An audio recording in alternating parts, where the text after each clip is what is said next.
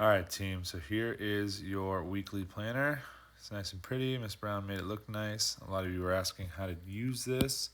It's quite simple. Today here is Monday 4/6. All you have to do is put in how much time you spent on each class subject. So for example, if you're in ELA and you spend about 15 minutes reading an article, just put in 15 minutes. Math, you obviously are going to spend about 3 hours doing all your great math class stuff. So you can put in your 3 hours here. Social studies, whatever it may be. For AVID, you're probably going to spend, 20, 25 minutes on your quote and fill out your planner. And as you go through your week, you're going to add up all your hours. Let's go with math because you clearly love this class more than all of them.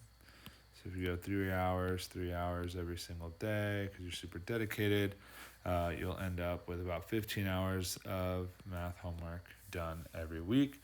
The goal here is 2 hours per class. The whole point of this is make sure you're keeping yourself organized. You can add little notes like don't forget to read, whatever it takes.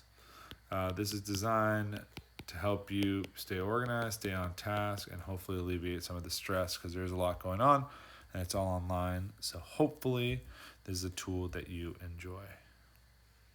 Thanks.